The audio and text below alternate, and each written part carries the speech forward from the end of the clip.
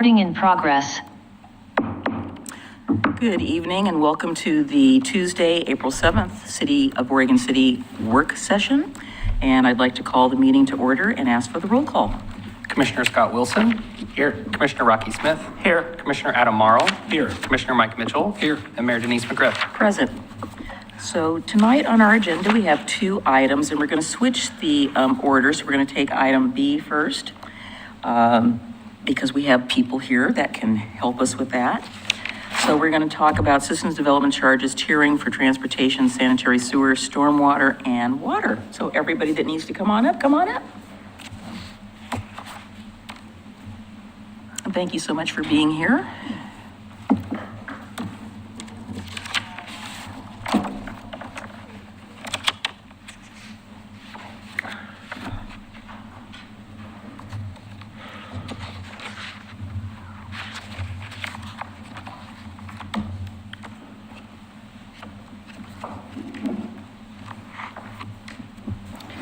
All right, good evening, Mayor and Commissioners. Tonight, we've got John Gillarducci with FCS Group to kind of follow up from our January work session on tiering our SDCs. So I will hand it over to John. Thank you, Dana. Thank you, Mayor and Commission. Unless you stop me and ask, I'm going to go through the introductory slides fairly quickly because I know you all know what system development charges are.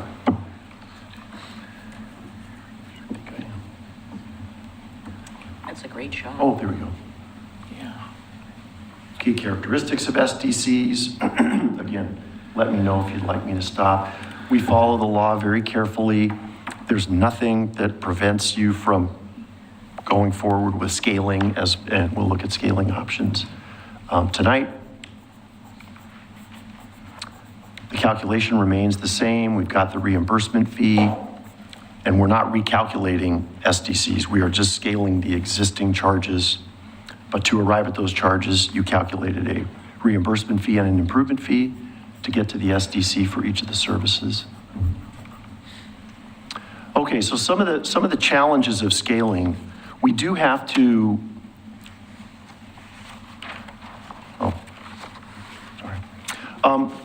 We do need to follow rate setting principles, so we still need to pay attention to proportionality and not just arbitrarily invent some scaling methodology. The charge still has to be tied to a proportionate share of system cost, which they are because we're using the existing, starting with the existing charges. And then the idea is smaller dwelling units will pay less under the scaling approach, and larger dwelling units will pay more based on, a link to occupancy or some link to demand for that service.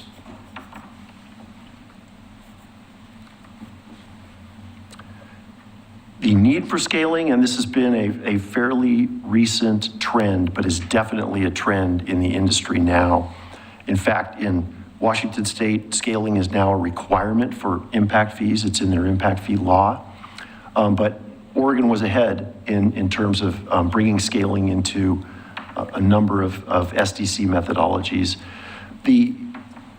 It's here because of these collective realization that if we charged all single-family residences and other dwelling units uniformly, we are charging smaller dwelling units, more affordable dwelling units, more as a percentage of the cost of constructing that housing. So scaling, the intent is to align the costs of infrastructure and serving those dwelling units better with the sizes of the dwelling units. So the result should be a more equitable proportional charge. I have a question for you. So that on its face sounds extremely reasonable, and we had already talked about that. So how does that work if you have more smaller dwelling units as opposed to the larger ones? And isn't that going to put a little more stress on the infrastructure because there will be many more than might otherwise be allowed? So your engineering staff can probably speak to that better than I can, but generally, I mean, denser development is much cheaper to serve on a per unit Basis, okay. basis. I mean, the charges you'll see, if there were many, many smaller dwelling units, they're all going to pay a lower fee, but together that would likely be a lot more than the fee for one larger dwelling unit. Well, yeah, I definitely see that. We'd also put more, well, I don't want to say stress, but maybe that's the word, on the systems, because there would be more of them as opposed to, I mean, so there's a trade-off either way. So. Yes, the fact that these are based on capacity and the capacity needs of each constructed, dwelling unit, I think appropriately captures their impact and their need for system capacity up front.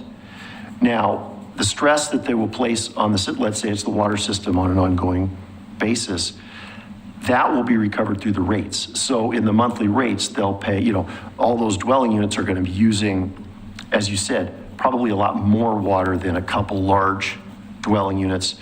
The city will recover a lot more revenue in water rates. So that would be a responsibility of the rates, the ongoing stress on the infrastructure.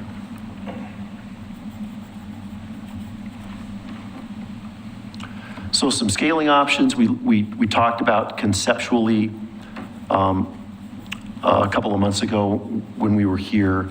For parks and sewer, there's pretty good data that links the number of occupants to the square footage of a dwelling unit, and we'll show you some of that data for the Portland metro area.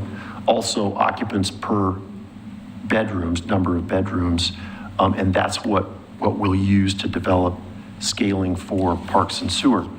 Transportation, number of trips, but trips based on trips per occupant and then occupants per single family resident per square foot. So you'll see a square footage based approach there as well. Water is already scaled by the meter size. If you wanted to take it to a more granular resolution, you could look at something like fixture units. I can tell you we've worked with a number of agencies that have moved to fixture units and then come back because it gets very difficult to, there's some administrative burden to it. And the thought is that water's already scaled by the size of the meter. And then finally, stormwater, the impervious footprint, which in most cases you will know at the time of building permit, you'll know what the impervious footprint is going to be. That's a natural way to scale the stormwater charges because you less impervious square footage, coverage, lower charge, or would result in a higher charge. This is that data I was talking about. Interesting because what it shows in general is up to a certain point, about 2,600 square feet, you can no longer correlate the number of occupants once the homes get larger than that. So that creates sort of a natural ceiling to the charges and a minimum where the average occupancy would be 1. And so you'll see in general, the scaling options we'll look at will reflect this sort of concept that there's a floor and a ceiling based on the correlation between number of occupants and square footage. So starting with wastewater, the proposed scaling approach matches Wes's scaling for single-family residential. For multifamily, which is shaded green there, that's the per bedroom basis that the city's current park SDC uses. That was, we believe, a better fit than Wes's approach, which was to just assign 0.8 EDUs per multifamily dwelling unit. This gives a little bit more resolution based on the number of bedrooms for multifamily. So the way this is set up, a single family residence, and that's 0 to 4 units, so that would include a triplex or a quadplex, Less than 800 square feet total would pay 0.7 EDUs, and so a fraction of the current wastewater SDC, which is that 9,375, the equivalent of 1 EDU. Square footage is between 800 and 1,800, or 1,799, pay 0.9 EDUs. 1,800 to 2,999, which includes the average dwelling unit size in the city. 1 EDU, so that's the full 9,375. And then you see going up to the effective ceiling is at 3,800 square feet. Again, to match Wes's scaling approach, and that would be 1.2 EDUs, so a charge of 11,250 for residential new connections larger than 3,800 square feet. For multifamily, again, in that green shaded studio or that, I forget what they call it, but it could be any type of dwelling unit without an official bedroom, and 1 bedroom, they pay 0.38 EDUs, 2 bedroom, and then 3 bedrooms and more, you see there at 7,500. Excuse me, the Oregon City one in the middle there, 11. Yeah, I was quoting the West SDCs, darn it, sorry. The Oregon City SDCs are the column one in from the right. So it's the same proportions, but much lower than the West SDCs. And then the multifamily, 1132, 1907, and 2622 for 1, 2, and 3 bedroom multifamily. Manufactured homes and parks, 0.66 EDUs, 1,967. Just wondering if I might have an opportunity at the West meeting to get them to change theirs. You mean to lower them? No, Or- well, we already did that. The West Advisory Committee made a recommendation that they wanted a much higher range than what we were comfortable with, so they backed it off, and it's only about half of what they had proposed. We wanted them to do a slower ramp up on the costs. Oh. And the committee was pretty well unanimous, except maybe a couple of people on that. And it was mostly myself and Happy Valley and Milwaukee that came up with that. So the guy from Milwaukee actually came up with it, and we said, yeah, that makes sense. But this flat, I can see the benefit of doing it the other way as opposed to the way that they're doing it. The way, the per bedroom for multifamily? you Yeah. mean? Yeah. Yeah, I think it gives you a little bit more resolution than just the per dwelling unit approach. Yeah. I think I will So yeah, a suggest new, that. sorry. I said, I think I will suggest, we're getting ready to go into budget again. Yeah, so a new connecting customer would pay the West and the Oregon City SDCs together. So for stormwater, what we've done is calculate using the information about the current rate structure and the ERU definition from the current rate structure, calculated an SDC per impervious square foot. So that 24 cents per impervious square foot would be the stormwater SDC. If you were to convert that to per 1,000 square feet, $238 per 1,000 impervious square feet. So that charge naturally scales, of course, with the impervious footprint. This would only apply to single family or to residential.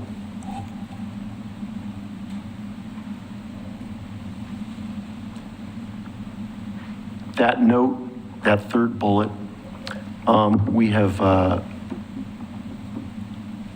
one of the concerns, I guess, about agencies looking at this is creating an SDC per impervious square foot. Then you have to track very small additions to impervious surface area. So a lot of agencies just exempt smaller increases in impervious so you don't have to deal with the administrative headache of tracking it.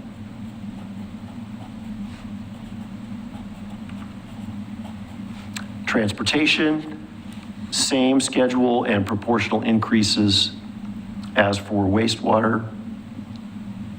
Dwelling units less than 800 square feet, you see that 9,780, then up all the way to 16,766 for residential greater than 3,800 square feet.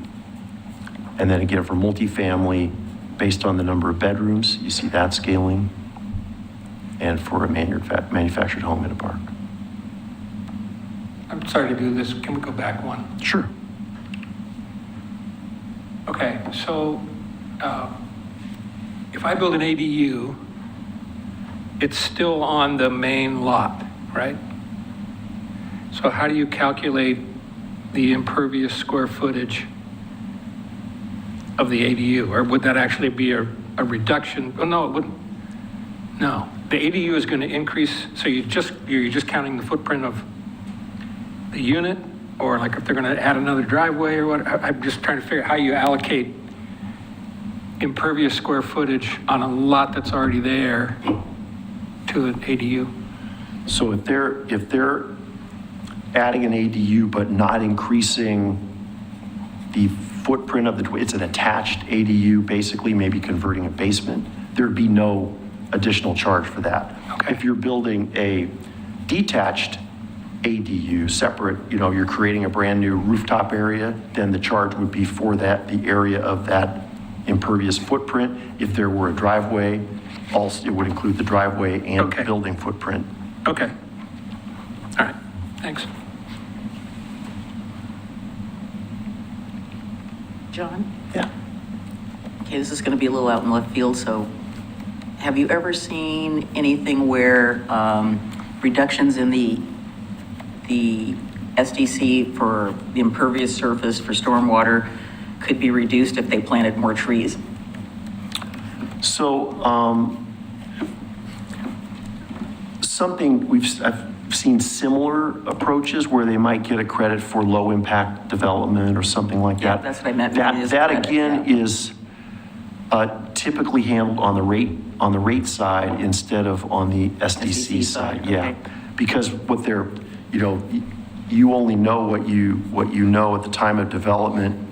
You charge them for that increased amount of developed surface or impervious surface that will generate runoff. And then if you're going to offer any kind of a credit for on-site mitigation or low impact development, you would handle that in the rates. And then a whole lot of other questions come up, like should they get a credit if they're just doing something to mitigate their own runoff, or should they only get a credit if they're doing something that reduces costs to the city that would be useful to the system in general? But sorry, short answer is that's more of a rate issue. Rates.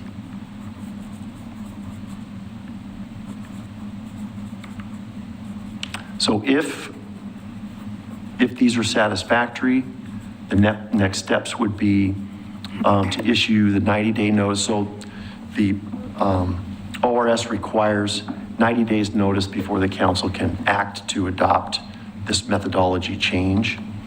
So issuing that notice, we'll write a brief memo describing what the scaling methodology is.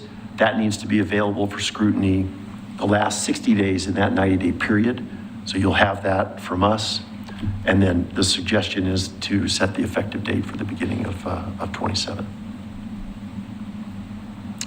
Any questions, suggestions, consensus?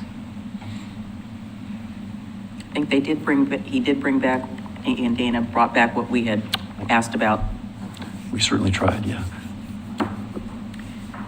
We're all good? The one question I would like some clarification on, and I went back through my notes, there was at least some support for creating a square footage that would apply for an exemption. So under that scenario of stormwater or any of these, if they're doing an addition that's 100 square feet, are we assessing SDCs on that 100 square foot addition? Or should we have a Trigger. trigger where it doesn't trigger additional SDC payments? Is it attached or detached? up to you. I mean, it's an increase in the, our vision was it's an increase in the total impervious surface area on that parcel. So in either case, if they were adding to the impervious footprint, Yeah, I mean, at some point you would, decide to charge them. if they did a 10 by 10 addition, that's 100 square foot, that could be a bedroom. So are we assessing SDCs on that additional bedroom / 100 square feet, or are we exempting it from an administration perspective?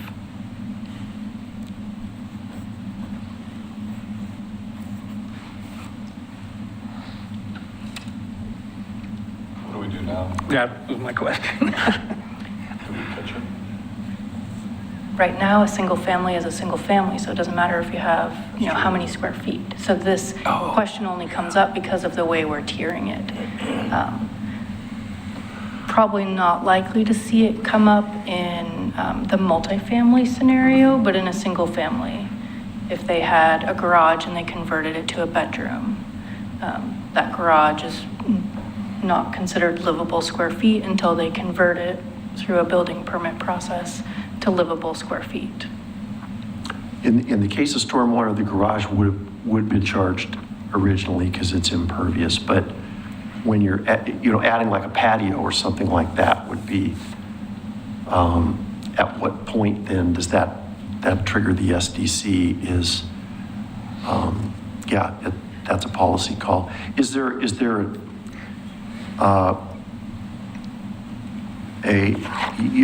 let's say any kind of improvement, would they need to apply for a building permit? Let's just say we probably, like if I went in my backyard walked up my back steps of my sliding door and I put down a brick paver patio Yeah. on grass, right? Like when the house was built, we would have assessed it, assuming that was grass. They'd come in, they'd put down a patio. We wouldn't even know it. Yeah. There's no permit required. It's, we catch decks over 3 feet tall, right? And even, a deck, one would argue if it's just wood slats, probably, I don't know how we treat that, if it's impervious or not, probably not. So yeah, really this is gonna trigger, I mean, honestly, I don't know how many 10 by 10 additions we've seen. But, for simplicity's sake, you'd hate to, somebody does a 50 square foot addition, they're doing a bump out or something, right? Do we want to try and charge on that, or is a threshold reasonable to just say we're close enough? Yeah, even as you see there, 1,000 square foot addition would only be $240. Yeah, I think it's So there's more on kind the of- sewer and transportation, where if you Yeah. bump up from one bucket to the next Right. larger bucket on the single family, are you being asked to pay that additional amount? It could be as small as 1 square foot that would take you from the bucket you were built in to your, addition. So, For me, it kind of depends, because I know, if, let's say somebody puts a 100 square foot addition and they're in an overlay zone where it's geotech or something like that, that's going to impact the, whatever that overlay is, versus, some lot in Rivercrest that is flat and they're adding, well, who knows, could be some Singer Creek stuff going on there too. Never mind, sorry.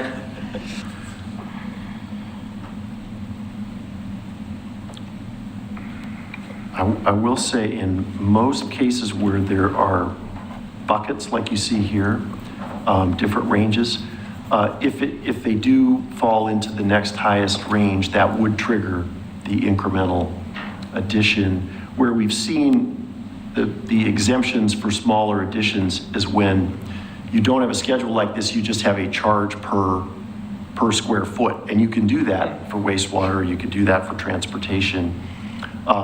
And then you really get the question of, okay, in a smaller addition, are we going to bother charging them? And that's where we're seeing a lot of agencies basically just say, no, we're not going to worry about it unless it's 100 or 200 or 500 square feet, if it's just a charge per square foot.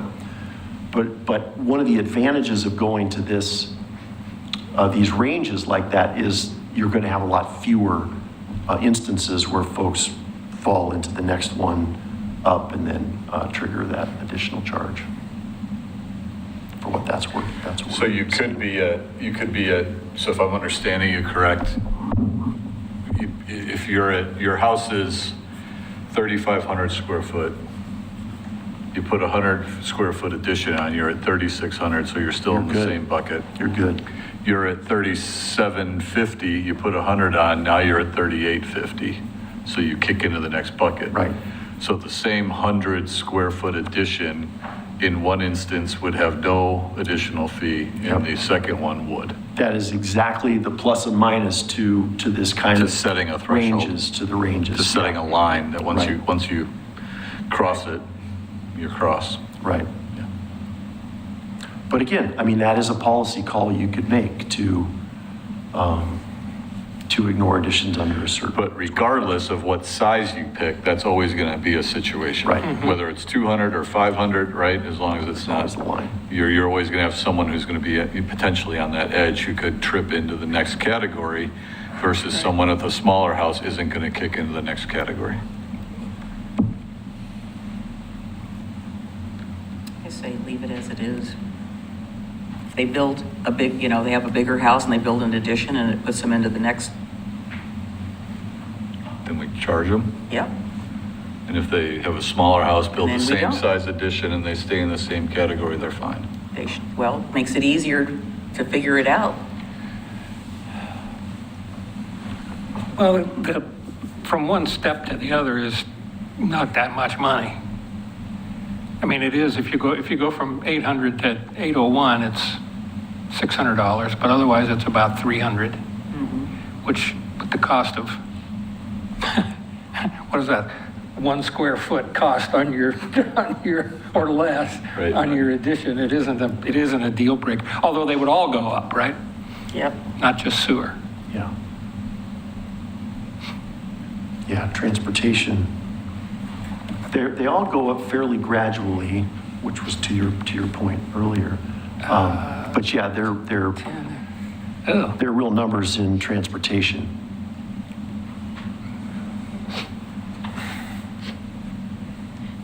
The other scenario where this will come up is if a homeowner comes in and says, oh, I'm looking at doing an addition, 500 square feet or 300 square feet. We will have to then know the existing square feet to be able to accurately quote them what an SDC would be.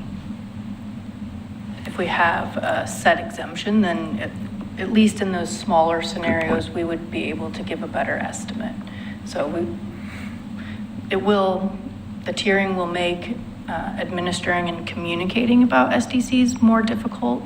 But that's, I think, where this question comes. Do we want that policy to exempt small additions? I would support an exemption. If you're saying that, would you say the average is 100, or was that just one that you gave Totally out made there? up. The Okay. 100 is, yeah, just as an example. Do you have an idea as to what you've commonly seen in those jurisdictions?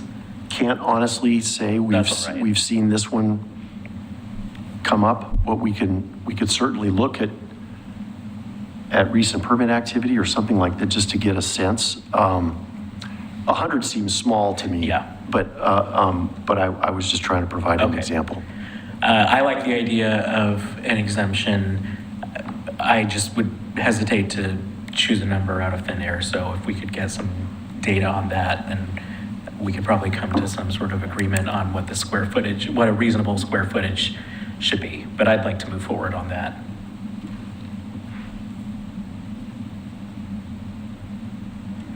Oh, Mike's got his calculator out. He's going to give us the number.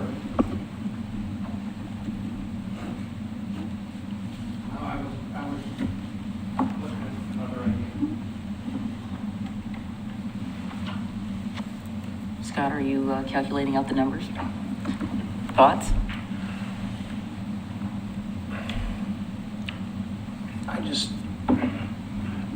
I think an exemption to a certain degree makes sense. I also don't want staff and folks spending time on minimal, couple $100. I don't think that's a good use of staff time and resources. We'd probably spend more than that trying to figure it out. Yeah, exactly. And this is one of those prime examples of why people hate going to the planning counter. It's because they have all these fees that pop up that they weren't expecting, which granted, there are some people who do know to expect those, but just for the average citizen who just wants to do a small addition, this is one of those instances where we have residents who get really upset. And I think, I don't know that we necessarily need a communications plan for letting people know about SDCs, but this is one of those things where I think it's understandable for residents to be frustrated by that. And so this would also help alleviate that issue.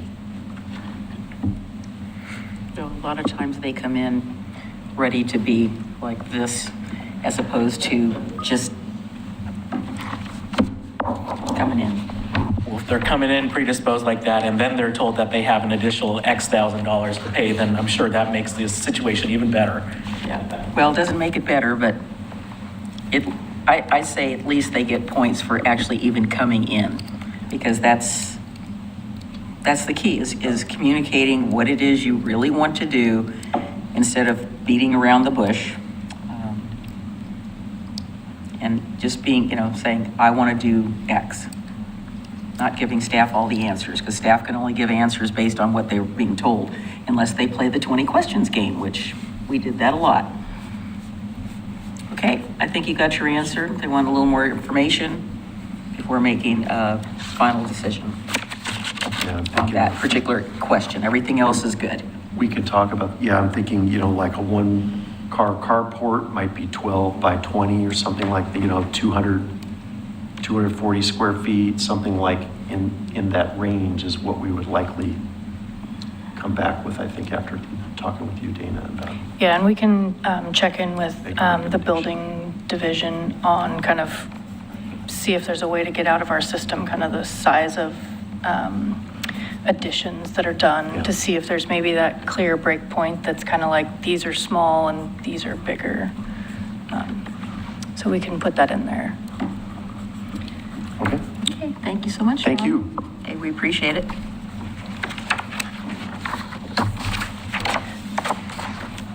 All right, let's move on to the other question, which is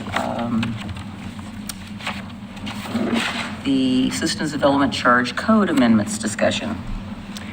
All right, good evening, Dana Webb, Public Works Director. The previous topic we just talked about with that square footage exemption amount, we would roll into these system development charge code amendments that we'll be bringing forward.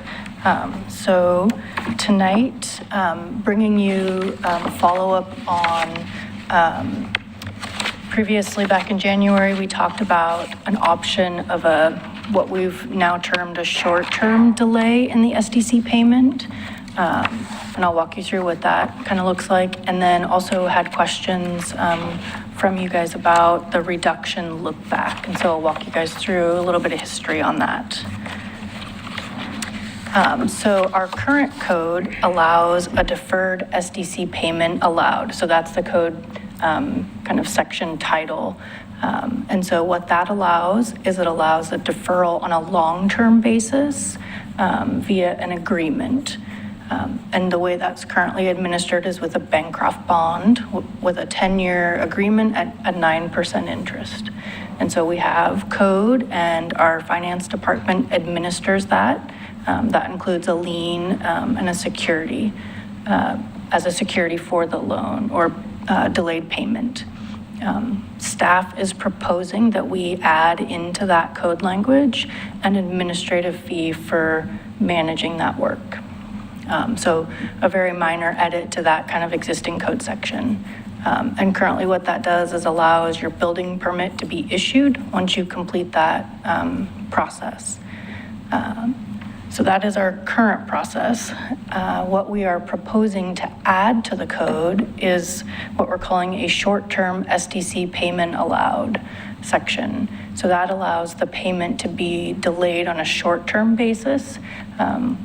We would work with the finance department to identify the exact documentation for that, but but it would mean that instead of paying your SDCs at the time of your building permit issuance, that it would need to be paid prior to your final trade inspections. And that's terminology that we've worked out with the building, planning, and engineering groups to make sure that that makes sense. So those inspections are called a little bit ahead of your final certificate of occupancy, which will then sort of trigger that process to undo the lien for any of these items. So they would be able to get their certificate of occupancy. We are proposing it be administered by the finance department, similar to how we do that with the Bancroft bonding. And then temporary and final occupancy would not be allowed without that payment or coordination with the finance department to transfer that over to the long-term Bancroft bond for that 10 years payment plan. So in the event they aren't able to get kind of their finances in line, they would still have that option to move forward with the 10-year payment plan. So the goals of this were really to provide some flexibility for developers, support your increased housing opportunities commission goal, but also maintain financial protections for the city. So we've worked through that redlined code in your packet with the city attorney, with the finance department, engineering, and building. So everybody's on board with this kind of process. We have a definition. I think I know what you're talking about with trade inspections, but does everybody know what that is? Is that a question for me? Yes, that or is a for question. Okay. So are we talking about the plumbing, the electrical, Yes. all the basics that you have to have before you get a final?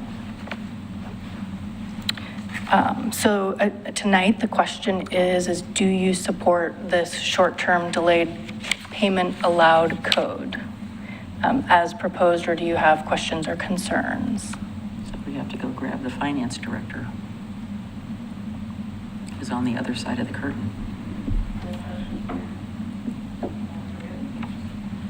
I have a question. Go right ahead. I'm recalling from the last time we had a work session on this that when you presented the array of options that other jurisdictions do, a lot of them had certain limits on the kinds of development that qualified for this. And I know that one of the ideas that was thrown out was just to make it qualify for all housing, which is what it seems like the proposal is here. But I'm wondering if you can recall any of those qualifications that were in that previous presentation about what other jurisdictions do.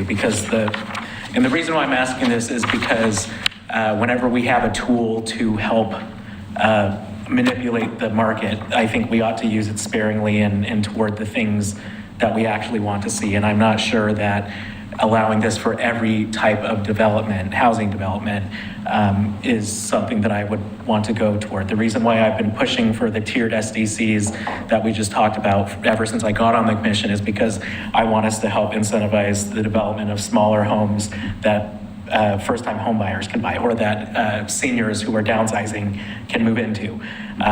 So I would like to see us maybe put a limit on this, but I am supportive of it. Thoughts?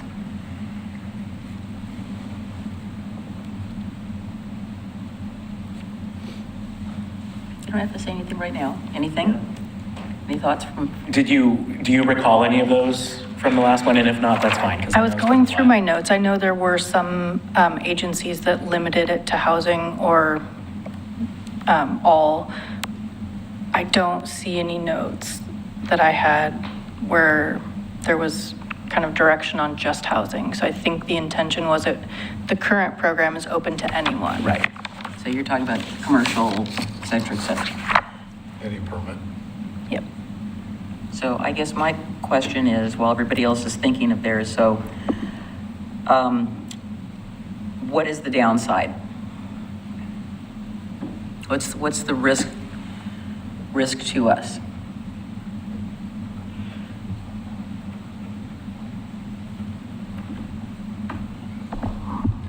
I mean, I think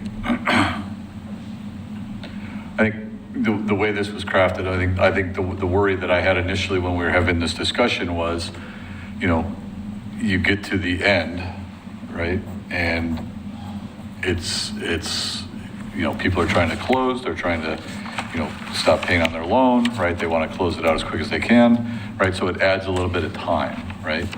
Because we got to clear the lien, right? We got to get the payment confirmed, right? So, I mean, there's going to be this, and I think that's why we're tying it to the trade rather than the certificate of occupancy, because that at least gives us a little bit of time to do those things that are necessary to clear the title, or enter into a long-term bankrupting, so the lien's there prior to sale. I think the other concern was just, and, we have not seen, this is a very, very, very small concern, right? Or we don't see this very often. This happens very infrequently, right? Because we collect the SDC and we secure those funding up front, there's no worry about somebody moving in at the end, right? So right now, if they move in without a temporary certificate of occupancy or certificate of occupancy, right? Especially if it's residential, we're most likely not going to kick them out. Right? I was just thinking of the situation we had in the other part of town. Right. And like I said, that was a one-off. We do not see this very often because we have it up front. So now at the back end, you're dealing not only with a TCO or a C of O, but also collecting the fees, right? So if for some reason somebody moved in, I mean, we'd still have the lien to protect ourselves, and then we would just work on that. So, there's going to be a little bit of transition. Let's say a house takes 9, 11 months, right, from issuance of SDC until certificate of occupancy, right? So if this is implemented, we transition, I mean, there's a delay in the revenue that we would receive, right? So there's going to be this little bit of a downturn, but I mean, we're still going to collect the same amount of money. It's just for that time period, we will not have that money as they're connecting, right? By the time you get to the trade inspection and C of O, you've already hooked up. All right, so you're already on our system and we haven't collected the SDC for the impact should that happen. But once again, with the lien in place, I feel like we are protected because on sale, and 99.9% of those times on that sale, the lien gets paid out as part of the sale of the property, or it gets paid up front before the sale happens. We did run into one issue with sheriff sales, and so we've been trying to coordinate on that. Foreclosures with liens aren't always caught, but these are minimal risks in my opinion. This is not something we see frequently. This is not something we're constantly dealing with. It's just when you ask what's the worst case scenario, that's the worst case scenario. But once again, I don't think it's a reason not to do it. Then the other question I have is, so it's clear in my mind, I'm pretty sure I know the answer. So who is responsible for paying? So what I'm concerned about is that we have some extraordinary circumstance and somebody ditches out and then it looks like the homeowner's on the hook for this. Well, I don't want the homeowner to be on the hook for it. Well, so if I'm a builder and I'm building the house, right, the lien is on the property. So upon the sale, the lien gets cleared and paid. The instance that's going to happen is I've owned a lot and for 10 years, and I'm finally going to build my retirement home, and I hire a contractor to go build the home, right? So the lien is on the home. At the same time, the property owner needs to sign the bankrupting agreement. So, I mean, you can only make somebody so aware. You hope they're reading the things they're signing and leaning their property with, right? But you would think that that SDC number on a brand new house, someone's going to notice that because that's going to be part of the cost of the construction of that new home. So, I think it's maybe an addition. Someone doesn't realize but you still can't enter into it because you're the property owner and have to agree to the lien, to entering into the agreement on the short-term bankrupting. So I can't, it's hard to imagine a situation where someone wouldn't know or the lien wouldn't be cleared before the sale. if we can imagine it, it's probably happened. But I mean, we have liens all the time. I know, I mean, I we know. bankrupt things and upon the sale, they get cleared. I mean, once again, I Okay. think we're coming up with hypotheticals that we just don't see very often. Okay, well, that's good. I don't know, Matt, did you guys see anything different than that? No, I would agree with everything you said.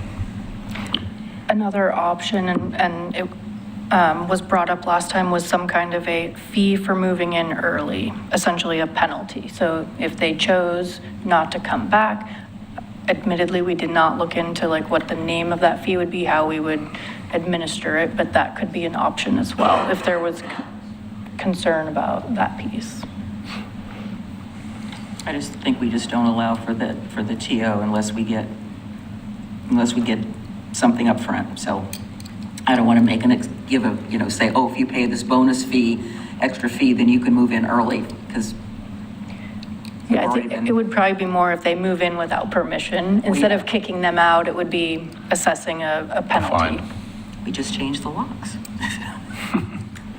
So I mean, I think that would be the other part of this, right, is making sure it's clear that you violate the TCO or the C of O. It's not an issue we've traditionally had, but you could make it so that it's crystal clear. This is going to be financially very painful if you Very violate painful, that. yes. Can't buy your new furniture. Okay. So back to you, Rocky. Then to Michael. I'll just say, I understand what Commissioner Marl was saying, and I agree that there could be an opportunity to tailor it toward development that we might want to encourage. And I would support that if it was something that we were paying out or providing a break. It's not really costing us anything to do this. So I would be in favor of applying it to all development. You know, the state decided that all housing is needed housing, and plus we know we need commercial development. So I don't think someone would decide to build a smaller house just in order to take advantage of this program. Well, they might. I think it all works in tandem with the conversation that we just had, because I agree. And I think that if we were talking about the tiered SDCs by themselves, I think one might be able to argue the same thing, but since we're talking about this as a whole, I think I would just prefer to tailor the development that we would like to see. There already is a huge market incentive to build large homes that will go for a lot on the market, and there's already a huge market incentive to go for Market. apartment complexes. Market So rate. that's the reason why. I like your idea. I think making it, like you said, to tailor it towards the type of housing that we have been asking for, wanting, makes a lot of sense to me. And when I talk about limiting it, I think I'm talking strictly about the housing aspect. I'm open to the commercial, including that in the deferral as well. But specifically when we're talking about the housing market. Yeah, they come in with workforce, affordable, As long smaller. as that's something we can define. I think those things are defined. Well, what I was thinking when I was working through this was potentially based on square footage. Footage. So I know that the State Building Codes Division just went through some rulemaking, and their definition for a small home was under 1,500 square feet. So that's what I was thinking as a starting point if we were to go down this route as the threshold for what counts as a small home that would be able to take advantage of this. Would you include multifamily? I've gone back and forth on that because what I'm trying to get at here is the ownership aspect. So I would be inclined for just single family detached, but I'd be open to having more conversation So about that. there's single family attached that are like townhouses Right. that could be utilized and purchased, which I think, some Right, yes. people don't want to, they want a little bit of yard where they can barbecue, but they don't want, acres and acres of, Yeah. having to deal with all that.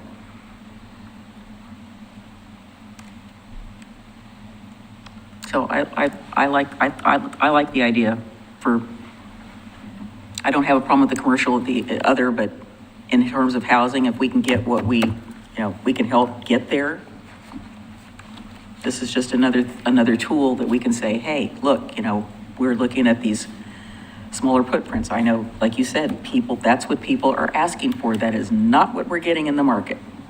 That's not what we're being told by the development community. People want this. No, they don't. So I will preface this by saying I'm not particularly passionate one way or another, right? But I do lean towards Mike's comment. Just, I don't know if this would really drive a developer to construct, one type of home versus another. And to your point that you just mentioned, developers come in and say, hey, this is what we're doing because this is what the market dictates. They're going to build what the market dictates, whether or not they pay the SDCs up front or not. I think it would be simpler to honestly just say it's across the board and we don't have to come up with some other schedule of like square foot and you do qualify and you don't qualify. But yeah. I think it's the reverse. I think that if there was housing that is smaller, that was more affordable, I think we're hearing that that's what people want. What's out there in the marketplace is what gets built because they think they can, that's all the choice they have. So there's not a lot of options. I mean, I've gone around to some of the new developments and looked to see, what's out there, what's for sale. Sure. It's all the same. And I fully agree with you. It's just smaller sale. single family homes, like that's what I want to see more of, right? I just don't see this as an effective tool to leverage that. Can I just say something real quick? Let's just say they do, I think, so if you Bancroft right now, right, we start charging the 9%, right? So then, if they did the short term, we wouldn't be charging any interest, right? There would be nothing to charge against at that point until they get close to occupancy. I think what this does is simplifies it for the builder on the construction loan side of, you've got your construction cost, you got your infrastructure cost, right?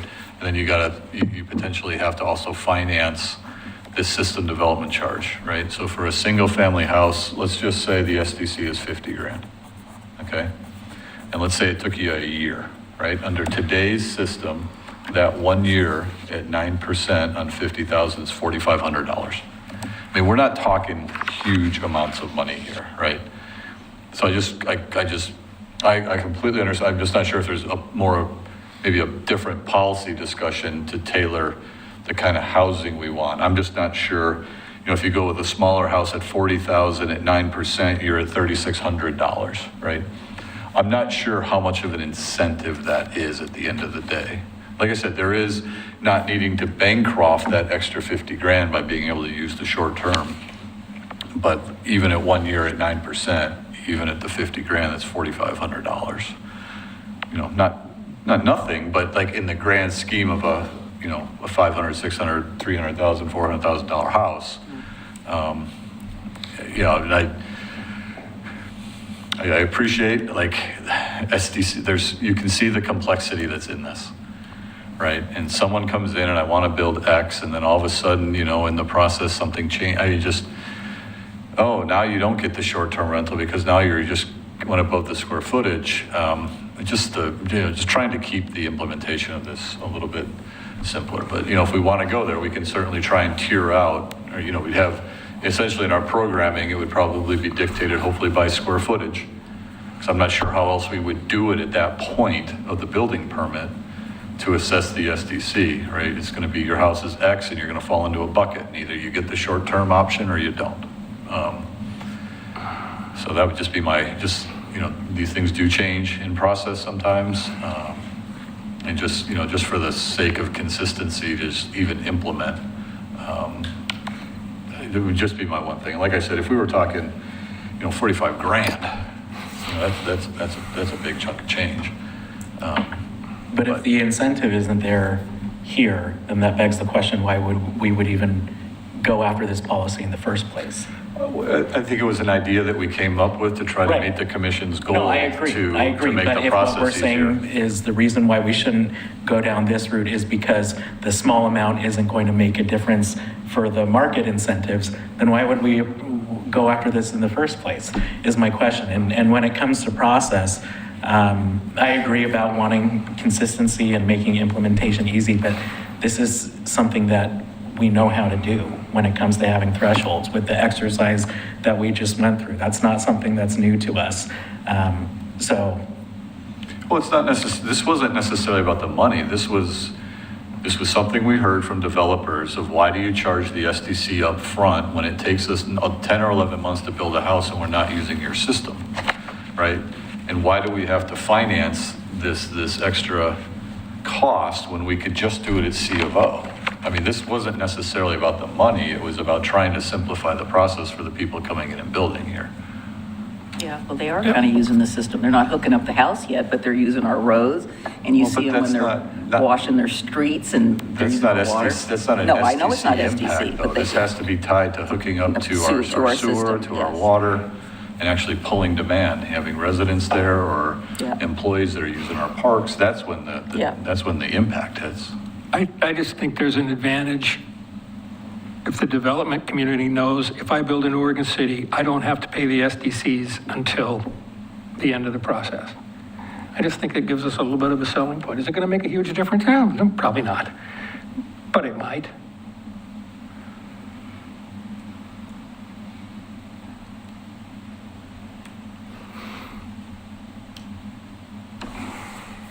So I'm still in favor of doing it across the board.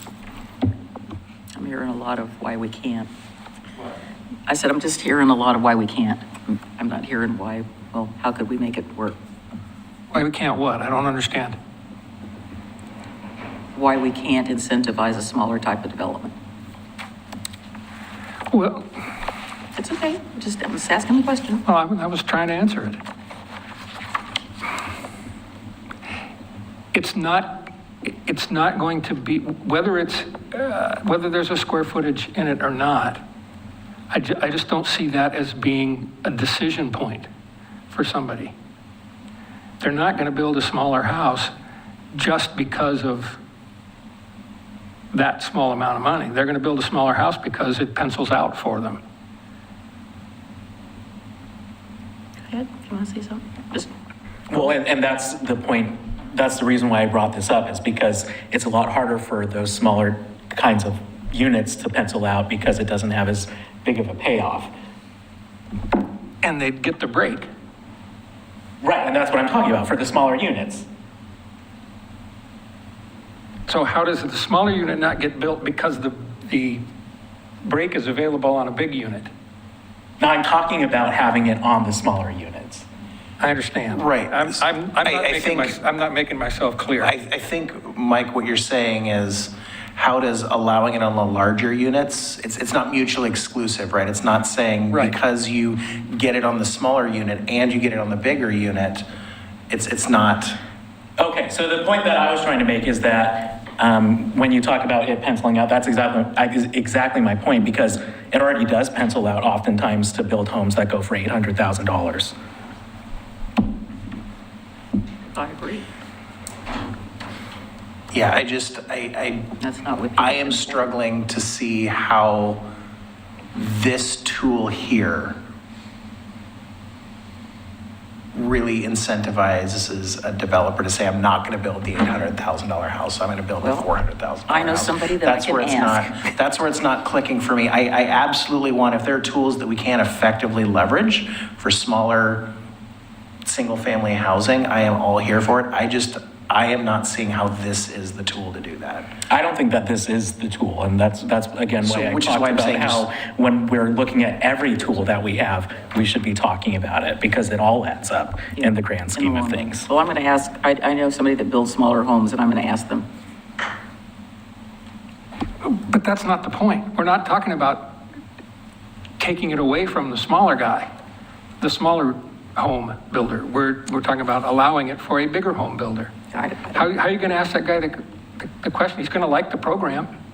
And is he going to care if Well, it's I don't on an think 800? I don't think the person that's got the gigantic Herkin home, they don't need, they're already, I don't want them to, let's just say they don't need it. They're already making a ton of money anyway on these gigantic Herkin houses that nobody has a choice because that's all that's available. I see what you're saying. It makes a lot of sense to me.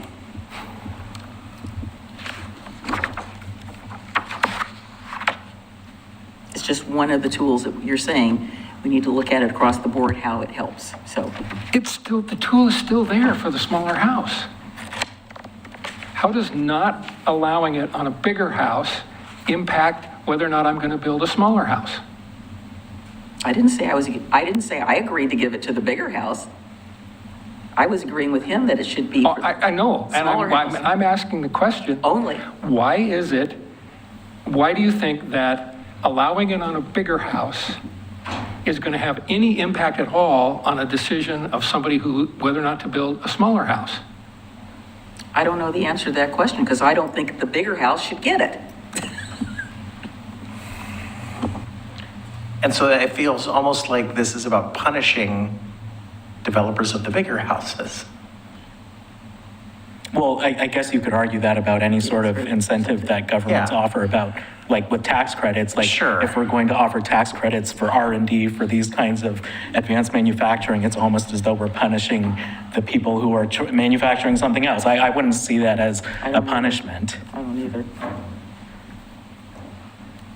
Okay, so where do we want to go with this? We'll either hear from what he has to Commissioner say. Smith or staff brings us, Commissioner Smith is going, I don't think I want to jump in the middle of that. or staff brings us back two options and we vote on it in a regular meeting. They bring back Well, one with a cutoff and one The without. question is if the issue that Commissioner Marl and the mayor are bringing up, what are the other options to address that? If this isn't. What could be the other options, yeah. I mean, that may be a whole separate conversation. There may be other ways to tackle that issue without doing it through this way. So what are those? I guess that's, Right, it's downzone properties. Instead Right. of having R10s, have a bunch of R6s. Right, that's going to drive your square footage of your home. Right, zoning is a tool that we've traditionally used for that. You've already implemented some of the SDC tiering. You know, there's just not a lot of tools at the local level, you know, to really Right. drive,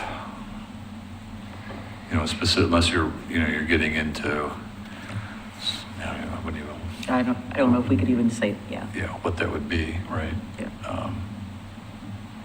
You know, I appreciate where you're coming from. I get it, right? Every penny helps. And like I said, this just wasn't about the financial component. It was about what we've heard in terms of why do we do this up front? You know, why do you have to, carry this cost? It just makes all housing more expensive. $4,500, $3,500, whatever it's going to be. I just want to be clear too. They're not getting anything from us. Like we don't give them money. Like there's no general fund. Like literally, we're like the bank, but we got nothing to back it up with except for the lien. Right. You know what I mean? Like it's not like the city's fronting money and paying interest on it to give this person money and then charge them a little more interest so I make the difference on, the interest that I borrowed versus the interest I lent. Like this is truly we're gonna get it at some point, and whether that's at building permit, right? I guess the lost revenue to the city would be right now, we charge, if you Bancroft right now, right? We lose 9 months or 10 months of interest between building permit and when we lien the property and they get their C of O and it sells, right? Because that's usually when we get paid is on the sale if a developer Bancrofts it. So what we've seen is, I'll Bancroft it with the city because I know I'm just a builder, right? I'm building it for somebody and on sale, it's gonna clear, right? So they're willing to accept 9% interest for that, whatever, 9 months, 10 months, 11 months, however long it takes. So the city theoretically under this is losing, that interest the 9% for the length of that that Bancrofting. We don't, I don't know, Matt, if you want to come up real quick. A lot of the residential SDC Bancrofting that we see is pretty short-term, wouldn't you say? The vast majority. Yeah, I'd have to do a little digging to just look at our outstanding SDC deferred list, but between, residential or developer like the multi-plot units, I would agree with what you're saying as far as the cost to the city. It's a lost revenue, if you will, but it's really not going to cost us anything as far as we're not paying to let this developer bankrupt something. There's no outflow to us. It's just right now we're receiving revenue for that because of the interest on the bankrupt. And I would say probably some of the longer Bancrofting we've seen has probably been more on the commercial side just because of the size of the SDC, right? Like you can incorporate a single family house SDC into the construction cost sale of the home. You get a large development where when you're getting up, million, right? Like that's where we tend to see that longer term SDC. But even then, there's probably some component of sale in there or refinancing, right? Where the SDC gets rolled into a refinance of the mortgage because, rates are better, the assessed value is higher on the construction, it's built, you know what it is.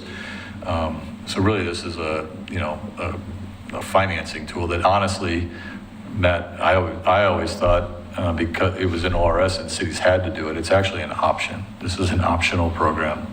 I just bring that up because for years I thought it was required by ORS. I just learned that recently. But I just wanted to be clear that we're not fronting any money, right? So I would appreciate follow-up on what the other cities were doing in that presentation the first time.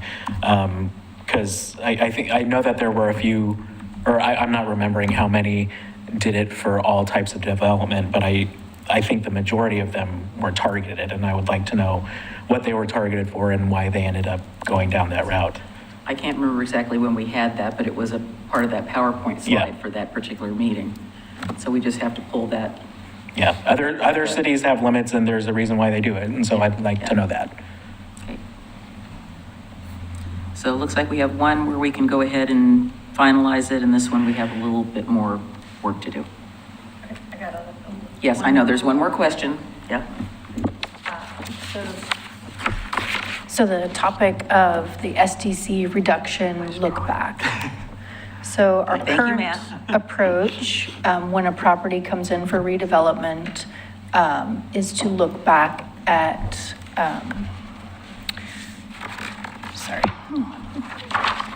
to look back at the most recent use. So I'll walk you through kind of what we could find digging back through commission agendas and meetings. So pre-2014, our code used the term most intensive use, and it allowed a look back of 18 months. In 2014, we transitioned to a most recent structure or use with a rolling 8-year look back, so 8 years from the date of the redevelopment. And in that case, we moved to that most recent structure or use, really, I think, to have a more clear and objective look than most intensive. So when we're going back to a most intensive use, we have to have documentation on the use. So as we calculate our SDCs, we would need to know both the square footage of the structure and the number of seating units, especially in a restaurant scenario, because those are the mechanisms for assessing SDCs. So we need to know seating. So, a restaurant walking in with a menu from 1984 doesn't help us determine how many seats that restaurant had, which is how we would assess SDCs. So really kind of trying to make it more consistent. So then after we moved to that most recent structure or use with an 8-year look back in the 2017-18 timeframe, we were asked to provide a longer look back. And so at that time, we adopted these 2 bullets for non-residential structures legally approved after January 1 of 2000.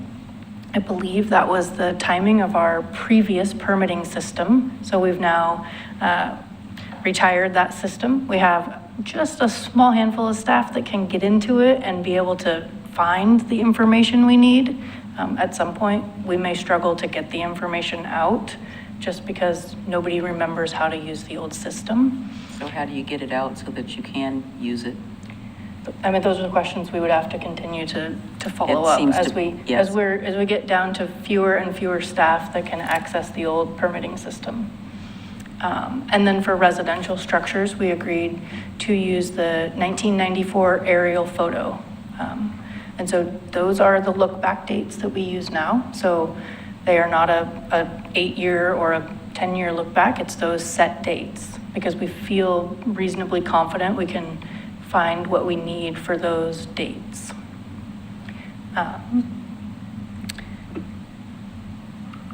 So I'll walk you through a couple of examples. So these are fictional, but in this example number 1, a structure was built in 1988. It opened as a restaurant and operated for a handful of years. It sat vacant for a few years. Then it became a retail use. Maybe it opened as a bar, then it was vacant, retail, essentially multiple uses over the years. And today it sits vacant. They come in and want to, in 2026, be a restaurant. The way our code works today, their most recent use is retail. So they would be given, we would calculate the SDC at the proposed restaurant. We would deduct the most recent use of retail, and that would be the SDC they would pay.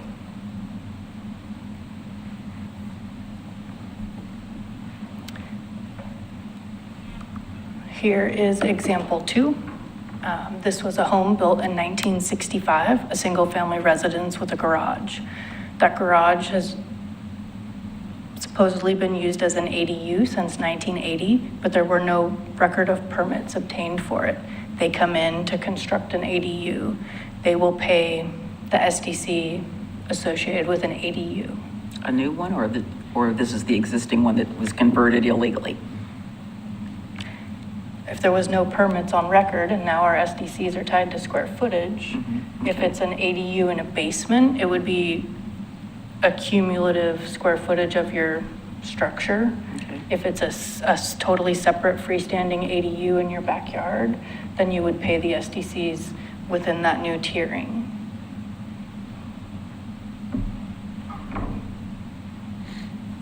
Yeah, I hope it's not in a basement because there's code that you have to have a certain clearance to have an occupancy in a basement plus some way to exit out of the basement.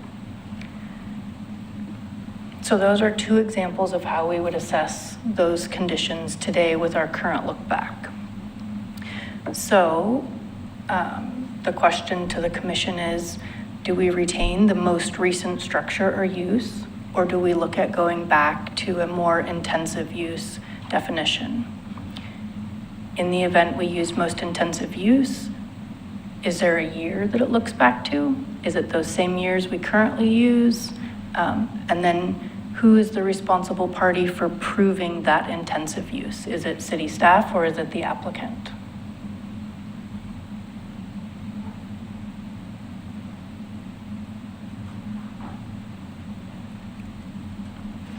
I would add too, I think, if I'm recalling correctly, and just knowing using our system, we started, so Metro started doing flyovers of the region, and that's where we get kind of the picture aerials of the city.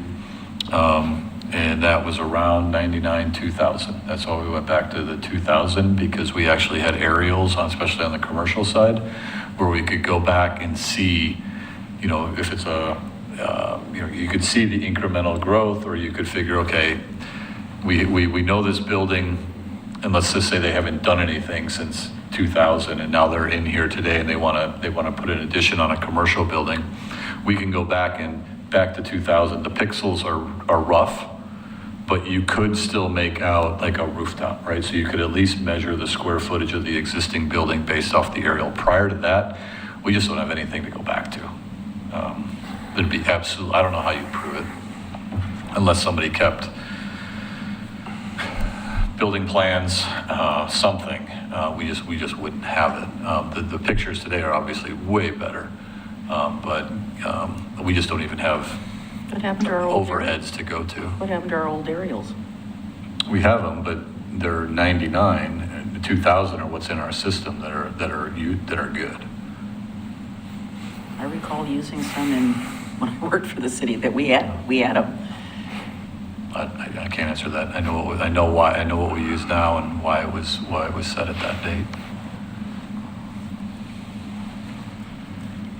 So from everything that I could find, we switched to the most recent structure use for predictability, defensible calculations, and ability to, confirm the property use.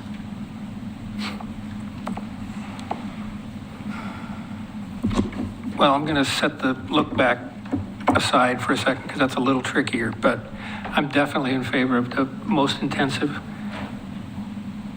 We want to see properties get redeveloped, existing properties, and that would help because there could very well be, and we've heard examples of cases where the SDCs were so large that it didn't make sense to convert, say, a vacant building that the last use was retail and I want to do a restaurant, but the SDCs are so high that it doesn't make sense. So to me, the most intensive use is a clear choice. The look back is a little trickier, but. Thoughts, Rocky? We've been here before. Yeah, we have, and I'm wondering why we're here again. I mean, why did we change it the last time, and why would we be going back? I don't know why we would keep changing it unless we didn't get on. Staff is asking the question, so there must be some ambiguity somewhere. No, we were asked. Well, right, but staff asked, the last time we The changed commission it. asked us to. Yeah, they were directed to Yes, bring this to us. yes. So at the January work session, my notes say future topic, most recent use or highest intensity use was to be brought back. Okay. Scott?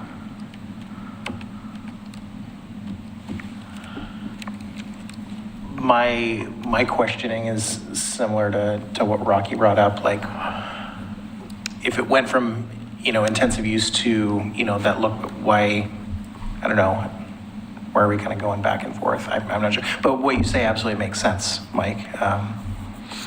Yeah. Heard you? Adam? I agree. We want to be able to do exactly what Commissioner Mitchell said. I agree, like what the look back is. That may be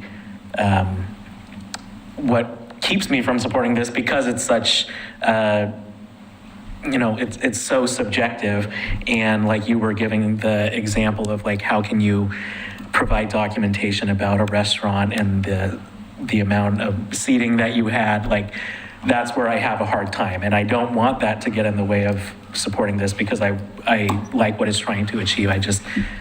If I hear an idea that I think is workable, that's why I assume it was moved a decade ago to what we currently have, is just for the administrative burden, both on the city and on the applicant. So if we can come up with something that makes sense, then I would be happy to support that. Well, I think that the look back, again, my concern is that it should be let me take it a different approach. So if there needs to be proof, it needs to be on the property owner or the building owner, whoever's coming in for the request, not the staff. I think that's their burden. I still contend that we have exceptions we need to have an exception or some call out for downtown. it doesn't fit in the same way. So if you had that example, you had 1988, make that 1888, make that 1900. We know that the buildings downtown have not changed footprints except for the ones that burned down, or they took the second story off or the third story off because of a fire or whatever. But going back to 2000 doesn't do anything to help properties that are 75 years old. And again, if they can't prove that it was X, Y, or Z, because I know about the restaurant menu coming in, that yes, we know that there was a restaurant there. You can look at the directories, and you can look up the address. You can say, oh yeah, that was such and such a restaurant at one time, and then it was this, and then it was that.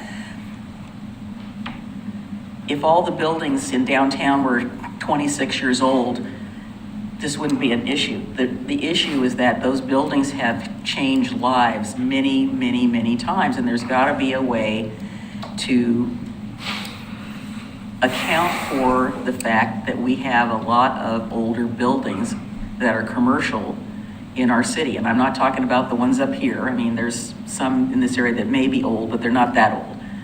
So again, if somebody can prove it with sufficient specificity, my favorite word, that there was a this or that was there, it's got to be a longer time frame for them. But when did the city start charging SDCs? Yeah, most of Because think it was we're giving them a credit for having paid 1990s. an SDC before, even though even though it was probably a whole lot less than it is now. At least they paid an Never paid an SDC. SDC. Exactly. So they wouldn't get, it doesn't make sense to go back to a point in time when SDCs were not collected. Yeah, so the city started collecting SDCs in 1997. The Okay. state authorized them in 1989. But we didn't implement it at that. Okay. I 97. think that was one of the concerns too with the look back, or was you give a credit for something that was never paid. Right. Right. And then ironically, it ended up that property owner ended up, unbeknownst to me, because I was working with them, they paid their SDCs, which after hearing all of that, in our heads and our faces about how outrageous it was. So I asked him, I said, why did you pay it? I've got to ask a question. Restaurant SDCs are based on number of seats? And part B, how do we keep from not getting gamed on that? Because I can turn in a blueprint that shows one thing and then smash a whole lot more tables in there when push comes to shove. Yeah, it's what's submitted with your building permit application. Wow. That's how it's, and the only other person that's going to know is the person that's doing the restaurant inspections, because they're checking that as I mean, well. you also get into County. like occupancy based on Right. square footage, right? I mean, Yeah, there's- so that's there why are I'm wondering, certain shouldn't it be more parameters. on square footage? Front of the house square footage? That's not tonight's question, but it just seems like a really easy way to game the system. Shh, don't give people ideas, Michael. Like they haven't thought of it before, yeah, I'm sure. I mean, what now you're just, hey, I heard Commissioner Mitchell say, Our restaurant has one table. Yeah. Personalized service. that's right. Well, if we didn't charge until 1997, then wouldn't your look back go to 1997? I think we're just, that was the number where we felt confident that we had information to be Okay. able to back up and justify Okay, well, and prove it. looks like you've got a general consensus, so let's just move forward with what you've got, and let's get it passed. Was that, Nobody had a brilliant idea that Adam's going to consider. what- Well, no, I think the point that was brought up that you brought up, Commissioner Mitchell, about when we actually started imposing SDCs, and if we have some kind of information that goes back that far, and we put the onus on the applicant, then that's fine with Yeah, me. we should definitely put the applicant, the onus on them. They're the ones that are trying to ask us to do something different. So, Yeah, that makes me feel more comfortable because it's not as though we're just choosing a random date. We didn't have those fees prior to 97, so. Yep. Okay, so you can write that in there, that the burden of proof is just like in land use, the burden of proof is on the applicant. All right, And just, I think that's clear as mud. Kelly had sent me something, Commissioner Marl, in response to the previous discussion. What you reminded us was where, you know, the larger incentive and policy discussion, you know, could be tied to the housing production strategy. So as we go through that, you know, we could probably, that'd be a great place to have that discussion about what type of housing should we be shooting for, and what are the tools and incentives that we can come up with through that process, through that housing production strategy, that could really probably then get to, you know, maybe there's some more ideas that come out of that directly related to a certain square footage or a price point, you know, whatever that might be. So just pointing that out, that she brought that up, that's one of the things they're going to be looking at in the future And here. As I'm sure you realize, I am very well aware of Yes. that. And again, that just gets back to what I was saying about looking at all of the All tools. the options. That's, I agree with you on that. Okay, so we're going with most intensive use back to 1997, and the onus is on the applicant to demonstrate. I don't have an opinion one way or the other about most intensive use. I'm happy with the way you have it, so.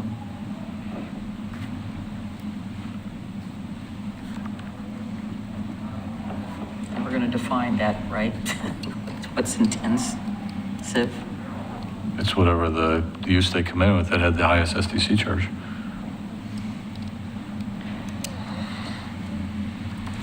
All right, let's move on to future agenda items. All clear? Okay, thank you so much for all your work in that. All right.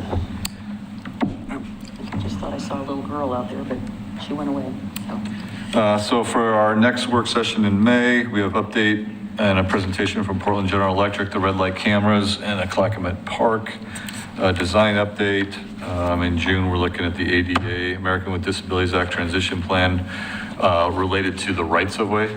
And then a discussion about overdue fines at the library. Just heard a thing on NPR as I was driving in about ADA accessibility in terms of, it had to do with access, like, that will affect libraries and things of that sort. It was like, the person they were interviewing is blind, and there was some sort of reader that she had that it was called something on eyes, that could tell her this, that, and the other thing. And their library has it, but the college she goes to doesn't have it, so there's some accessibility issues with regard to that, and I thought, okay, here we go, down. So anyway, I'm gonna listen to it again when I get home. Okay. Any questions or other items? One for the upcoming or the additional items. Yes. So one thing I just want to point out, or maybe correct, it's you have a discussion to address youth vaping. It's not necessarily just vaping, it's nicotine use in general, so it includes more than just vaping. Yeah. Thank you. All of it. Okay, next. Sorry, we missed your 6:30 deadline. All right, so just the project updates, continuing to work on Center Street, the work up at First Street for the winter weather response is underway. So continue to just move forward with that project, getting that site ready, cleaned out and whatnot. We continue to work with UP and ODOT Rail on quiet zone. There've been some changes identified late in the game here that we're trying to work through with Union Pacific. Oops, I think I just blew by one. For charter parks, everyone knows how we're doing with Promenade, McLaughlin Promenade. Alex was able to get some of the letters out. We're currently working on a letter to kind of all the properties along the promenade to talk about limiting vehicular access into the park, and then specific letters to the ones that are going to be more impacted than others that might currently be using it or have parking lots that they need to get into the park to get into. So that's in process. She's also been working with the survey company to get the meets and bounds as to adopt the charter park through ordinance, as well as those two areas that we talked about around Singer Hill, and kind of excluding those from the charter park designation. So working on that survey work. Quick question, so then, once we get done with that, what are you anticipating the time frame to deal with the whole Ballard situation? We've got Public Works working right now to kind of come up with, what that process would be, cost estimate, We have some in the back 40, that we have extra ballers. We do not. So we'll be, buying those and then installation. So it's going to take us a little bit to get that done. Cayuse 5, I do not have an update related to Cayuse 5. The courthouse, I think everybody can kind of see what's happening. There hasn't been any additional information here. I think, one thing one of the things to look into was, the library, the current library park, when it becomes publicly owned, what's the applicability of SDCs? I know Parks was going to reach out. You mean Liberty? Liberty Plaza, what did I say? Library Park. Oh, sorry, I was going, Liberty. okay, did we give? I got an L, yeah. Starts with an L, starts with an L. Starts with an L. There you go. I think one thing we were identifying was that, as some of you are probably aware, Davis-Bacon, I think it's $749,000, kicks you into Davis-Bacon and prevailing wage. The estimates we've seen on Liberty Plaza were in excess of that. So I think there's a discussion that needs to be had whether it makes sense to put money in, because the money necessary to do the entire park is going to exceed that limit. And so is it better to just have it dedicated? We add it as an SDC CIP project and we do the work. So that's something we're trying to work through right now. Or what about a credit?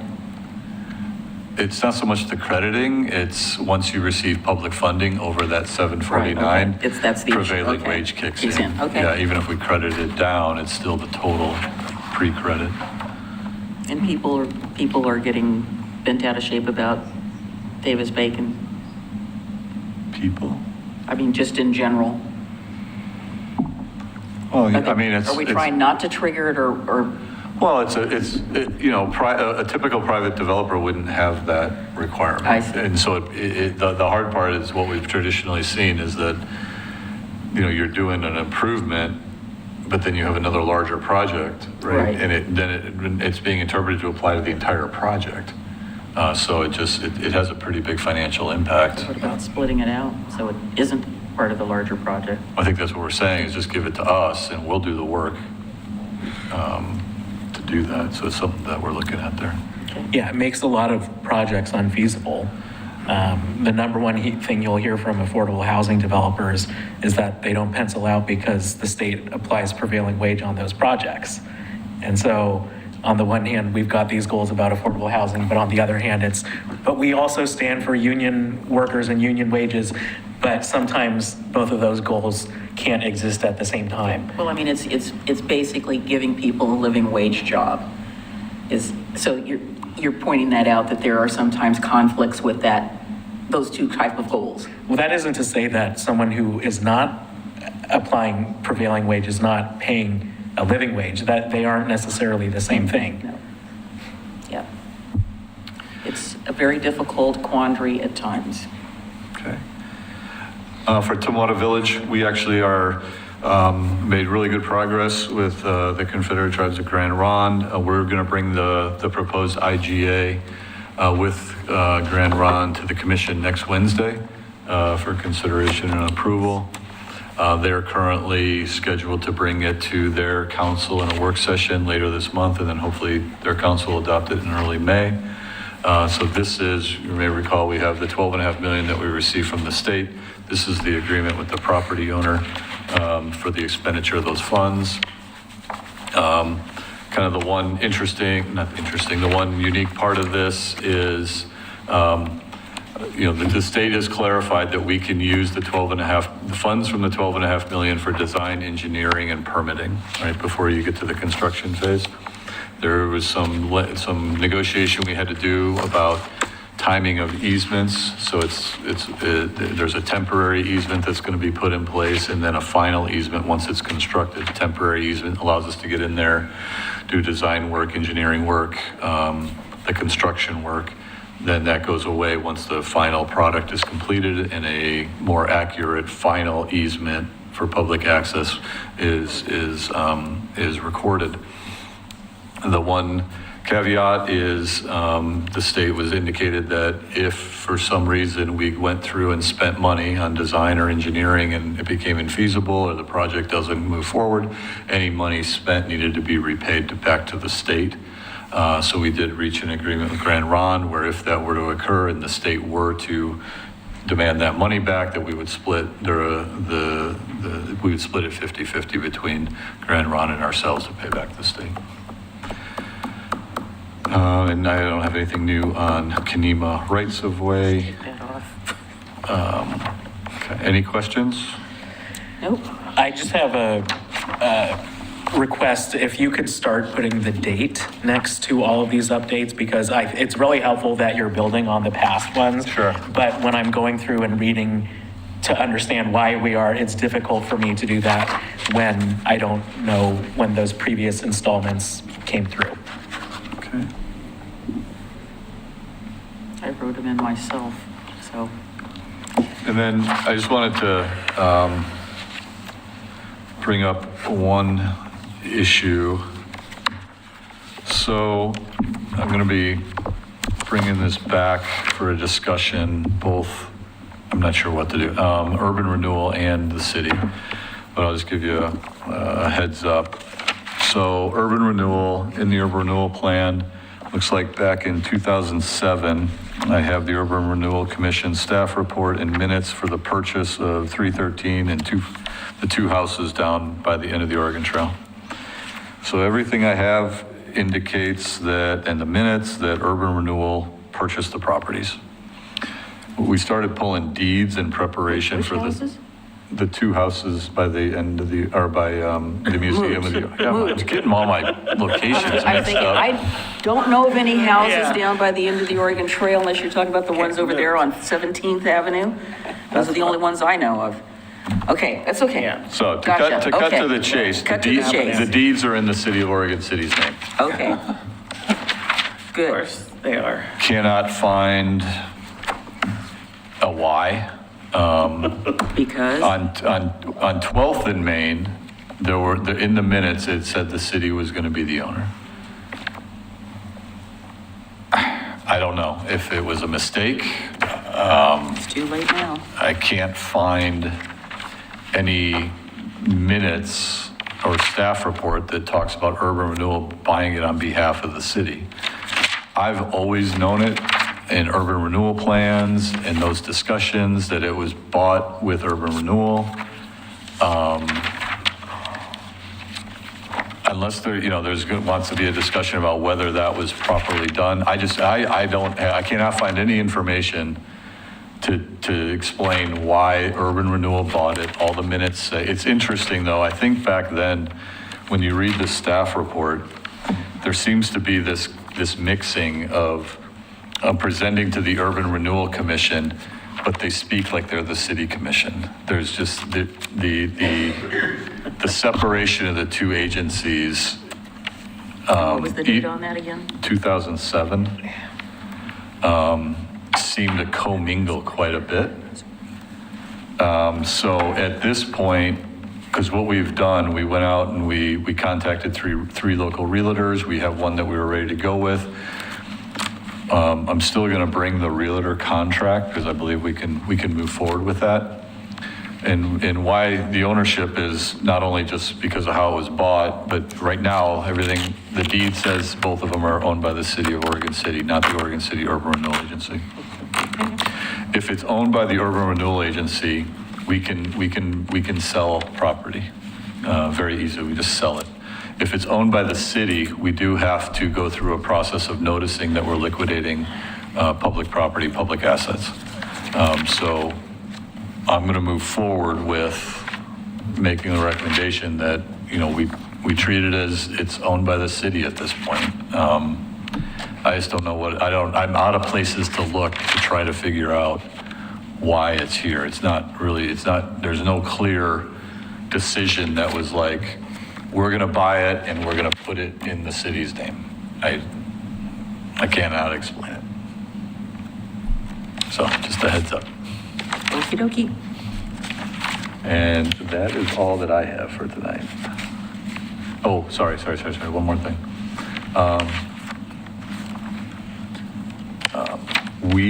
So many of you remember last year around the Rose Parade, Oregon's OCHCC came in and requested money for the float and the parade and whatnot.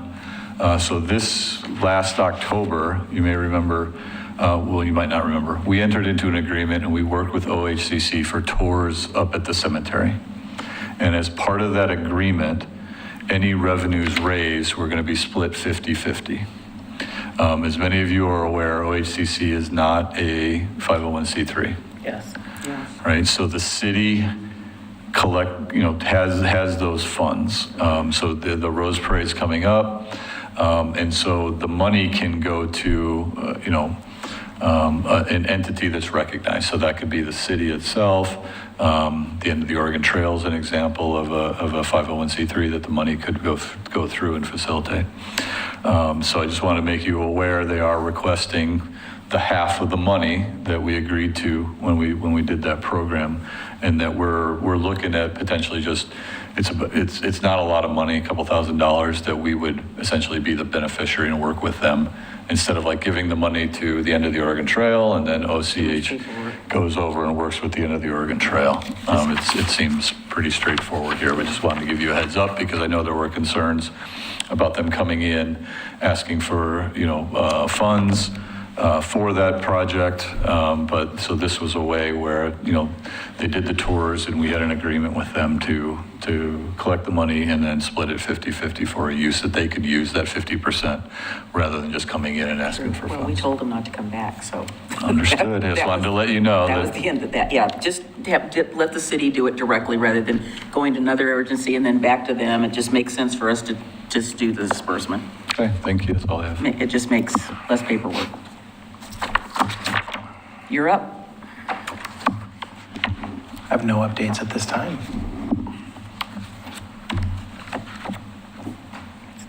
I don't either. You have nothing to report on South Fork? Do I need to report on South Fork? Sure, please do. If I can remember what our last meeting was.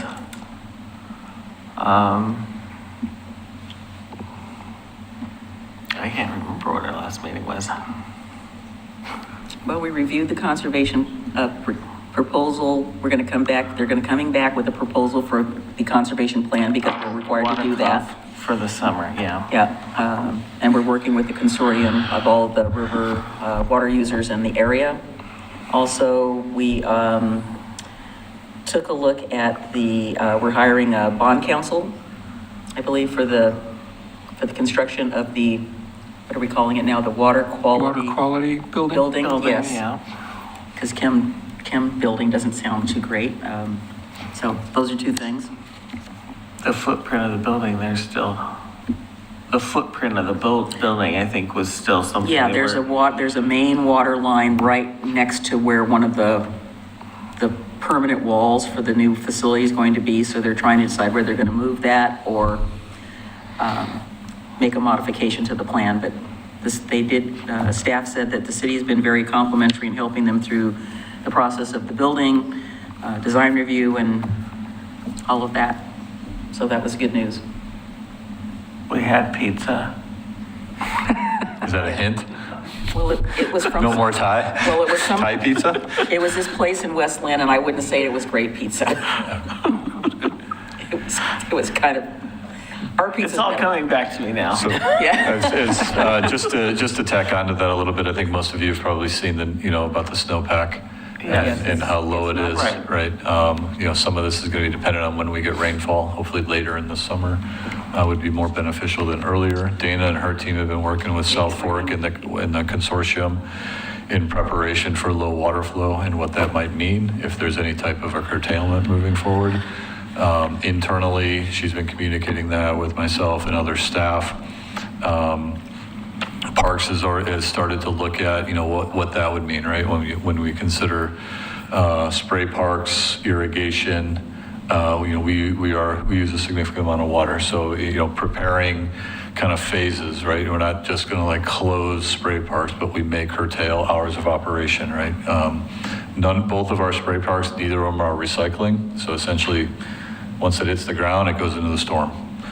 So it is a big water user, as well as last time, it's been a couple of years now. We stopped watering, portions of parks, cemetery, just to try to get through that lower water level that we were experiencing usually towards the end of the summer. We'll probably also reach out to Clackamas Community College, the Oregon City School District, just looking at trying to identify some of the bigger water users, especially if it's around irrigation, landscaping type of use, to try to work with them to, if necessary, when we get there. This is preparation for over the summer and into fall. It's a good idea. Michael? C4 Metro, March 18th, kind of the only interesting thing was a report on the Interstate Bridge project. And I think this was the first group that they actually rolled out the new numbers to.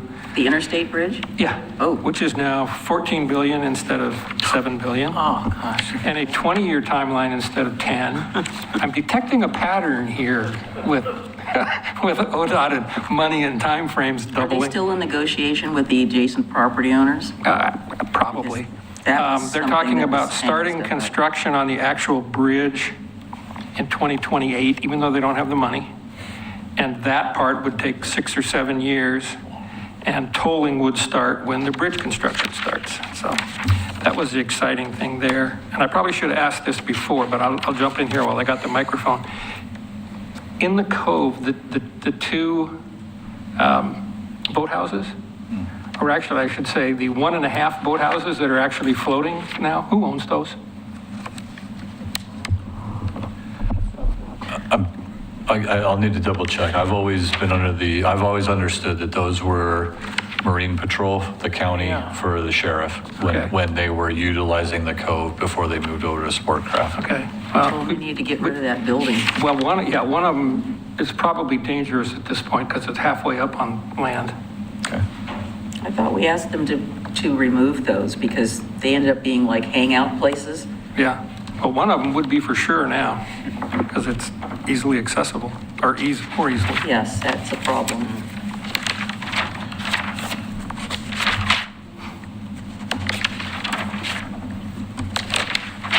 So what's new in Adam Marl world? So last night, CIC had a work session before their regular meeting. Similar to the city commission, they are charged with having biennial goals, but the CIC has not had goals since the 2017-19 biennium. And so I think as the new chair was going through all the CIC documents, he saw a reference to goals that the CIC was supposed to have. And so this was the first process of them trying to get that updated. I think it's largely going to stay the same, but maybe just a few tweaks here and there. At C4, we had a conversation about what a Clackamas County project list would look like for transportation infrastructure. And this kind of stemmed out of a prior meeting where ODOT came to us and presented their new methodology for their capital improvement plan list. And the conversation turned into, well, how can Clackamas County be better prepared with the projects that we have? And I have concerns about it because I don't want us to necessarily be in conflict with each other, all the jurisdictions who are going to have projects on this list, how you go about saying, well, this one is next. For this next funding opportunity, we're putting forth this one. I don't know that I necessarily want to curtail our ability to say, well, we're going to go after it too. So it's still very preliminary, but I do also see the aspect of how it could be positive to work together. So just more discussion and conversation needs to happen, but I will be sure to keep you all updated on that. Thank you for bringing that up. I was just trying to find my notes from South Fork in case I forgot anything. Because we met early instead of at the end of the month. So Water Environmental Services, there's going to be a lunch and learn. I think it's the same day. I think it's the 15th or 16th anyway. I can't remember the topic because I forgot. We're getting ready to go into budget, which will be a really good thing because I believe starting next year, they're going to go to a biennium budget. They've been talking to all of the jurisdictions about how it works better, and Matt was very convincing. So I think that's what they're going to move to next. So other than that, I will bring up that idea about the SDC rates being more aligned with what these cities have, see how that goes.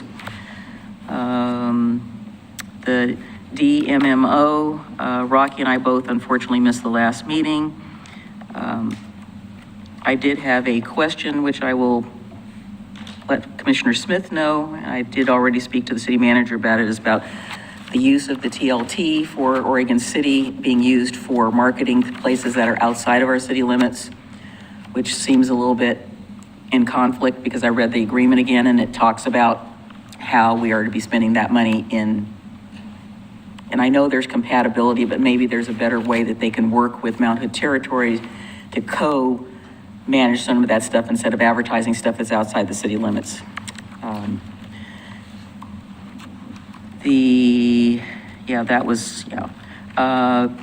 Downtown Association, they are getting ready for their first wine walk. It's the 16th. And they are going to, looks like it's going to be another sell out. They are about 2/3 of the way of getting the match for the Well-Lit Trees program. They are making attempts to solicit support from the business owners that have them adjacent to them, but that is going to be door to door, going a little slow. There's going to be a little bit of revamp to First City. There was a big emphasis on making sure that the door areas are free for the businesses that are operating during that particular time. I will say that they are none too happy about the antique fair that's supposed to be happening at the end of this month. Let's see. I think I mentioned already that Comic Adventure is going to be moving into downtown about mid-May. Looks like he will be open for Free Comic Book Day, which is May the 1st. And then May the 2nd is the Teddy Bear Parade. Let's see. I think that was it from them. The Impact Policy Advisory Committee, they had a very long and, let me just say honestly, boring presentation on the Metro Future Vision Project. It had, if you think John Lewis had a lot of slides, let me just tell you, there were a lot of slides. So there's a survey, I think what the gal mentioned when she was here, Counselor from Gladstone mentioned that there's a survey online, so if you haven't done that, get your stuff in. South Fork, we already talked about that. Rocky and I are going to be attending the, get this right, American Water Works Association Conference in June. And our new project manager, I forget what Sebastian's last name is, I can't think of it now. Anyway, he will be going as well. Willamette Falls Landings and Heritage Area. There was a welcome to the building luncheon that included all the tenants of the building. I believe I told you is fully occupied. Willamette Falls Foundation, they have a different name, but that's how I can remember them. The Willamette Falls Trust has moved in. There is Old Oregon Photographs. There is the coalition itself and the Willamette Falls Locks. So there are fully occupied building, which is nice. The thing that they've been doing lately was just had our rereading history book club. So they are going through some books about little-known history. So this last meeting we had was a book called Willamette Landings. It's all about the places that used to be along the river that are no longer around the river. Like, I don't think anybody's ever heard of a town called Lincoln. It's down near Donald, but it was apparently a huge wheat-growing facility, and the steamboats came up and loaded wheat and went on down the river and then down into Portland, which was kind of interesting. And then the other thing was interesting is that, you know, if you look at the locks, we've kind of come full circle. So transportation was, you know, first people walking, riding horses, then there was the steamships, then it went to rail, then it went to cars and buses, and now we're going back around to the river again. So everything that was new is old, and everything that's old is new now. So that's really interesting. Ramon Falls Locks Authority, your question? Oh, go ahead, sorry. Locks Authority, again, we're going into budget and also preparing for the next legislative session. They did make progress in, and I'll leave my editorial comments out of it, and talking with the speaker about making sure that gets back on the agenda so that the rest of the funding. The Corps is continuing to do their work, and we anticipate that'll be done in another 2 to 3 months of finishing their portion of the seismic upgrades. We received an email request, so as part of the Willamette Falls Locks program, the city has been contributing $10,000 a year to that entity. We did receive a email request asking for $50,000 I told them I over wouldn't fly. 3 years. Okay, just Over wanted- 3 years, I said we can manage what we have right now. I don't think we can do more. Okay. That's what I told him. But just wanted to bring it up that it's a change from what we've agreed to in the past. I just wasn't sure if there was conversation around that. And last but not least, Adam and I should report that we will be doing the presentations on If I Were Mayor contest from the Youth Advisory Commission. We had a special meeting where we selected the winners. And this year we had a multimedia presentation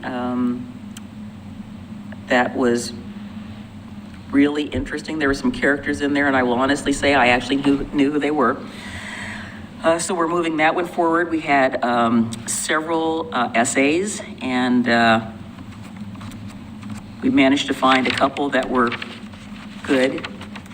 Some of the others, let's just say that 6th, 7th, and 8th grade need to work on their writing skills.